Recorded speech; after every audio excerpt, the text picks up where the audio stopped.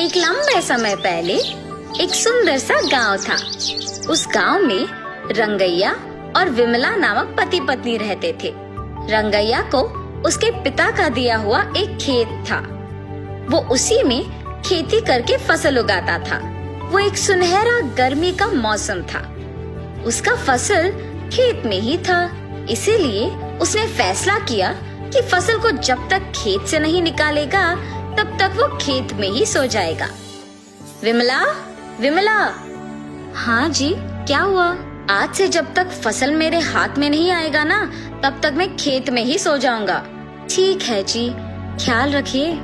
ऐसे रंगैया उसके खेत में सोने जाता है। गर्मी की मौसम होने पर खेत में ठंडी हवा चल रही थी और वो आराम से सोता है। आधी रात को अचानक पायल की आवाज सुनाई देने पर वो जाग उठता है। चारों ओर देखता है और कोई ना दिखने पर वापस सो जाता है। थोड़ी देर में वापस उसे पायल की आवाज सुनाई देने पर डर के मारे जाग उठता है। हाँ, यहाँ तो कोई नहीं है, तो फिर ये पायल की आवाज कहाँ से आ रही है? ऐसे जब चारों ओर देखता रहता है तो पायल की आवाज फिर सुनाई देती है। तब उसे एक परछाई पीछे दिखती है तो उस तरफ मुड़ता है। दिखने में भयानक एक भूत उसके सामने आके खड़ी हो जाती है। उसे देख, बाप रे, भूत भूत! ऐसे डर के मारे चिल्लाते हुए बिना पीछे मुड़े घर की ओर भागने लगता है। वो भूत सिर्फ आधे रास्ते तक उसका पीछा करती है। जल्दी से भाग के घर पहुंच जाता है। विमला, विमला, जल्दी दरवाजा खोलो, भूत मेरा पीछा कर रही है। ऐसे जोर से दरवाजा खड़खड़ाता है। अपने पति की आवाज सुनकर विमला जल्दी से दरवाजा खोलती है। तुरंत रंगैया अंदर आके दरवाजा बंद करके कांपने लगता है। क्या हुआ जी, क्यों डर रहे हो? तब वो जो भी हुआ उसे बताता है। भूत क्या सच में होता है जी? आप नींद में खुद की परछाई देख डर गए होंगे। कुछ मत सोचिए और सो जाइए। ये कह के चली जाती है।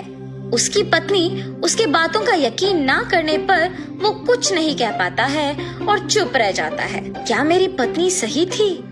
मैं क्या अपने ही परछाई से डर गया? लेकिन मैंने तो उस भूत को मेरे सामने खड़े होते देखा है। ऐसे सोए बिना पूरी रात सोचते ही रहता है। खेत में फसल के बारे में छोड़कर डर के मारे बेचारा घर पे ही रहता है। सुनिए, रात होने वाली है जी, आप क्या खेत नहीं जाएंगे? अगर मैं अपनी पत्नी से कहूँगा कि मुझे खेत जाने से डर लग रहा है तो न जाने वो मेरे बारे में क्या सोचेगी। उस खेत में अगर सच में ही भूत है तो भी मैं नहीं डरूंगा, मैं जाके आऊंगा। ऐसे अपनी पत्नी से कह के उसके खेत जाता है। मेरे पत्नी से मैंने ऐसे बात किया जैसे मुझे कोई डर नहीं है, पर अभी खेत जाके मैं अकेले कैसे रह पाऊंगा? ऐसे डरते हुए खेत जाता है। घबराते हुए खेत के चारों ओर देखता है। अब तो खेत में कोई नहीं दिख रहा, पर शायद कल की तरह सोते समय में पायल की आवाज सुनाई देगा। ऐसे सोचता ही है कि उसके सामने वही भूत आके खड़े हो जाती है। कल तो तुम बच गए, पर आज मैं तुम्हें बचने नहीं दूंगी। मुझे कुछ मत करो, मैं यहाँ वापस कभी नहीं आऊंगा, मुझे छोड़ दो। तुम्हें छोड़ दूं? हा हा हा। ऐसे जोर से हंस के रंगैया को गायब कर देती है। सुबह हो गया, मेरे पति अब तक लौट के क्यों नहीं आए? ऐसे अपने पति का इंतजार करती रहती है, पर शाम होने के बाद भी जब वो घर नहीं लौट आए, वो सोच में पड़ जाती है। क्या खेत में वाकई भूत है? क्या उसने ही मेरे पति को कुछ कर दिया? नहीं, ऐसे नहीं हो सकता। पर मेरे पति कहाँ गए? मुझे जानना ही होगा। ऐसे सोचते रहती है। आज रात को मैं अपने पहचान के आदमी से खेत का चौकीदारी करने कहूंगी। अगर वो भी लौट के नहीं आया तो फिर इसका हल सोचूंगी।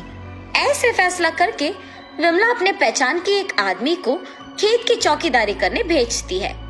पर जब वो आदमी भी सुबह लौट के नहीं आता है, तब घबरा के सोचने लगती है। क्या मेरे पति की बातों के मुताबिक वहाँ एक भूत है? जिस आदमी को मैंने चौकीदारी करने भेजा, क्या उसको भी भूत ने कुछ कर दिया? अब मैं इस समस्या का हल कैसे ढूंढूंगी? ऐसे सोचकर खेत को जा रही थी जब रास्ते में उसे एक तितली कांटों के बीच फंसे हुए नजर आती है। उसे उन कांटों से आजाद करते ही वो तितली एक देवता के रूप में बदल जाती है और उसके सामने प्रकट होती है।